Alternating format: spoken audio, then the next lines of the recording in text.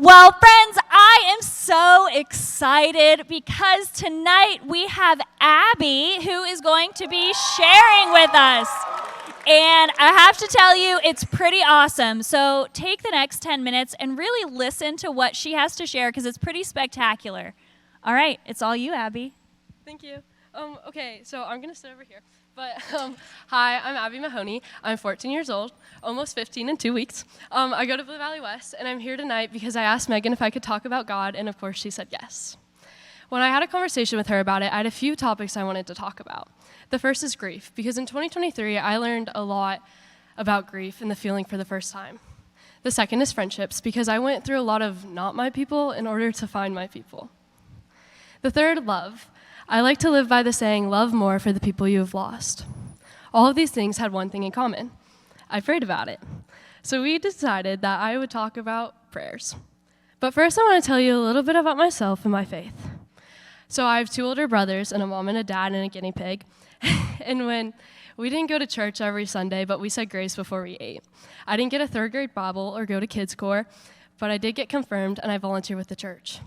My faith journey truly started in 7th grade when I decided to go all in on my faith, but I'll come back to this. So let's talk prayers. What are they? I like to think of them as a conversation with God. You're just talking, which, yes, can be very scary and confusing, but I always start with a thank you. Dear God, thank you for today. Or thank you for my mom. Or maybe thank you for my friends you brought into my life because I had fun hanging out with them, and they made me feel needed. Just something small. A way to help you is every day look at your day in a glass half full mindset and look for at least one joy. Some days it's harder to find than others, but I promise there's one there. This has helped me because when I start with a thank you, I start with the good. Even if I'm struggling and I see that God does good things, even with the bad things surrounding me. Next, I say I pray over tomorrow, that school tomorrow will go okay or I get a good night rest. This way, I get a little less nervous about the day ahead if I had a bad experience the day before. I do this because during first semester, I had a hard time with friends. I was letting go of the people who hurt me and didn't treat me like a friend and tried to find the people who cared about me and cared about spending time with me. Meaning I didn't quite feel surrounded with friends, and this was hard because of how alone I felt and the things people were saying weren't helping. The thing I always prayed about during this time was, God, please walk with me. I trust you. I put my trust in him, which is a very hard thing to do because you're trusting something that you can't see, but he's there. He's in there in the joys and in the people you have in your life. He's there in the smiles and then your actions and how you spend your time and your words. So pray with and about all your worries. I'm going to be real with you for a moment. Last year, I hit a bad point in my faith because I was mad. My uncle got diagnosed with glioblastoma brain cancer, and basically that means he was going to die. I struggled with this because in my eyes, my uncle was someone who was a hero in every way. He was the type of person that was just a good person with a good sense of humor and good morals. So I was angry he was going to die, and I blamed it on God. This was a bad point in my faith because the night I found out, I cried and yelled, saying, "Why did you do this?" or "Why this?" So I prayed and asked why. But then I asked how I could be helpful because I'm scared and I had no idea what I was doing. I talked to Todd and he prayed with me, and I learned you can pray about hope. You can say, "Hey God, I'm really struggling, but I believe in you and I have hope." My uncle passed away July 13th, 2023, and it brought me closer to God, even though at the beginning it brought me further, because through the people who helped me in the church and the trust in God that I have, I was able to say a final goodbye to my uncle and give him a hug for the first time in a year. I am able to live with the memory of smiling at the little things and making a room feel lighter just like he did.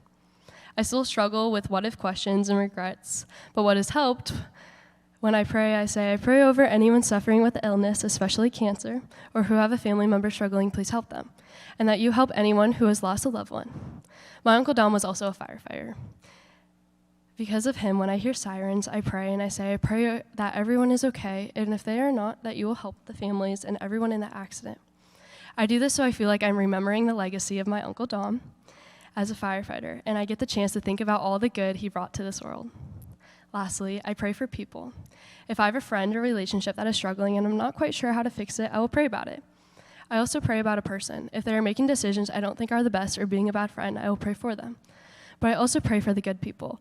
My friend group currently consists of 4 girls I love with all of my heart, and I met them all through church, and they're the ones who brought me to church on days I didn't want to go. I thank God for these girls because of the fact they bring light to all my joys and more giggles than I know what to do with. Every moment with them, I feel loved and appreciated. I see God in them, like how I see God in the way Ava will show up to support you no matter what or who is near. And I see God in Brooklyn with her kindness that she shows to others and the joy in her soul. I see God in Sophia with the fact she will laugh full-heartedly at her own joke and yours, and how she loves to worship. I see God in Lexi and the way she just exists, because spending time with her can make you smile or feel better instantly. And I'm so grateful I came to church one Sunday to meet them and receive their hugs on Wednesdays when they're running a little late.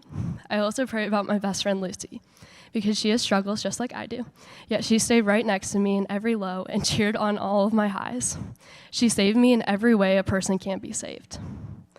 And she deserves more than she has given, so I pray for her. Sometimes I pray about myself.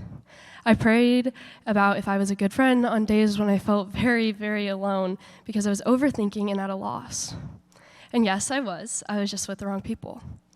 God did not make me a good friend, but the qualities I have because of what I have learned through verses in church have helped me become a better friend. Also, I have the best mom in the whole wide world, in my opinion. And I'm a good friend because of all of her lessons and the kindness she shows me. I've learned to smile at the little things, care for people more than you were cared for, because life's too short to hold grudges, and not love others and yourself more. I like to write down at least one Bible verse a day, and I keep them in a box in my room. I write down the verse, and then I write my thoughts about it. An example of this is Isaiah 43, 1-2. I have called you by name, you are mine. When you pass through the waters, I will be with you. The rivers, they shall not overwhelm you, and when you walk through fire, you shall not be burned. God is with you. Trust in him, and he will guide you.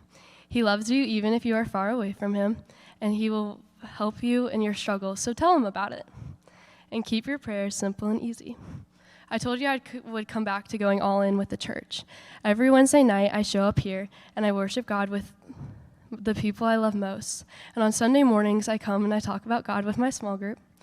My small group, let me tell you, are some of my very favorite people and are the ones who help me find a place in this church. They have seen my tears and heard all about my proudest moments.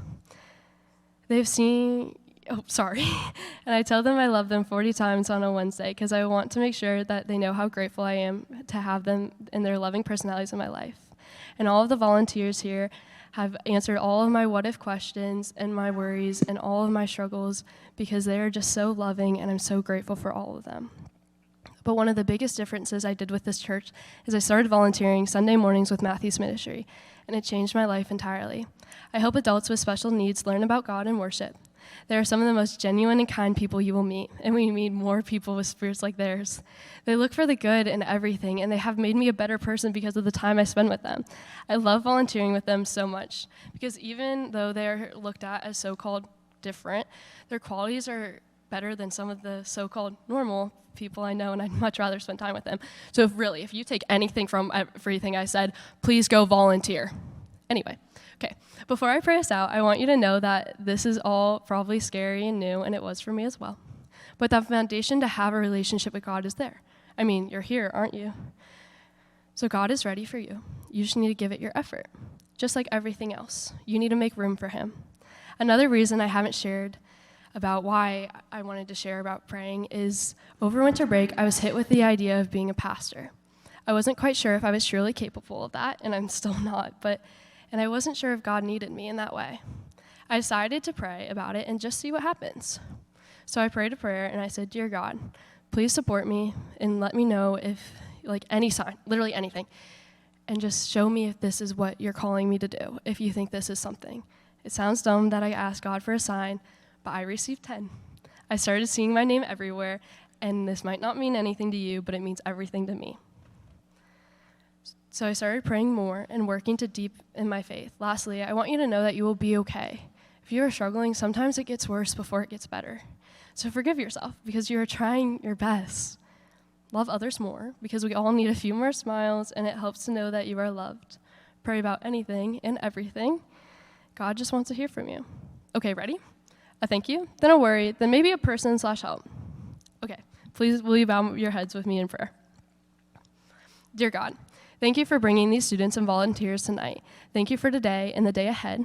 I pray over anyone suffering from an illness or a death that you will help them overcome this and get through this stage. I pray over the people who can't find a place to fit in yet, and you will help them figure out, because there's one there, maybe it's just hard to see. I pray you will walk with these students as they dive deeper in their faith. And lastly, I pray over any concerns shared tonight, and that the rest of the week will be filled with moments that create joy. Amen.